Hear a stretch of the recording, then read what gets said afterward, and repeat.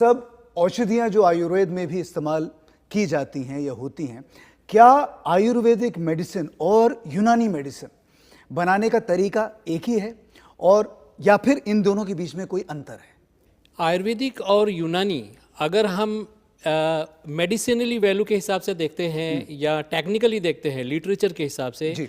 तो जो मेडिसिन आयुर्वेदिक में यूज़ होती है वही मेडिसिन यूनानी में भी यूज़ होती है। अच्छा। दोनों सेम है। फॉर एग्जांपल हल्दी है, धनिया है, आयुर्वेदिक वाले भी वो हाँ, इतना ज़रूर है कि लैंग्वेज में फ़र्क हो जाता है, क्योंकि यूनानी दरअसल हकीकत तो यह है कि ये यूनान यानी यूरोप से आई है। जी। तो इतने देशों से चलकर आई है कि इसके उतने देश में इसके अलग अलग नाम हैं। अच्छा।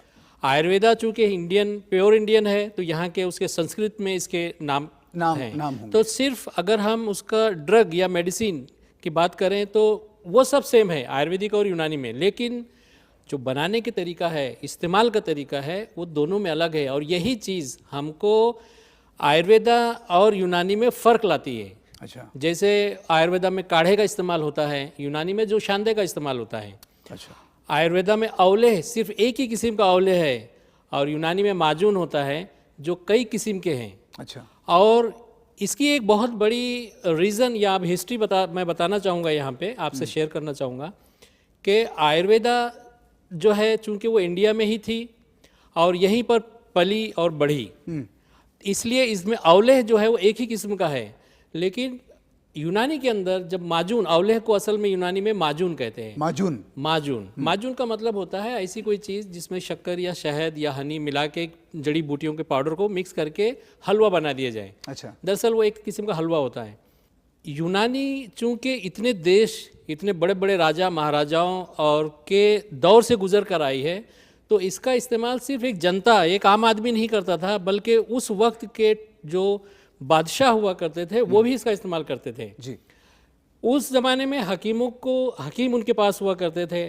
अभी जड़ी बूटियों से एक किस्म की हल्की सी स्मेल आती है, कभी उनके टेस्ट थोड़े से बीटर होते हैं, कड़वे होते हैं या लोग नहीं पसंद करते हैं। एक आम जनता तो बिल्कुल उसको कैसा भी टेस्ट हो, ठीक होना है तो वो खा लेगी। बिल्कुल। खुशबू या उसका स्मेल अच्छी नहीं है, कोई बात नहीं है, एक आम आदमी है इसलिए वो खा लेगा। लेकिन अगर कोई बादशाह है या कोई रिच फैमिली से ताल्लुक़ रखता है तो वो बहुत नखरे करेगा कि इसका स्मेल ठीक नहीं है, मैं नहीं खाऊंगा, इसका टेस्ट ठीक नहीं है। तो उस ज़माने के हकीमों ने उनके मिजाज के हिसाब से उस माजून के टेस्ट और स्मेल को चेंज कर दिया है। अच्छा।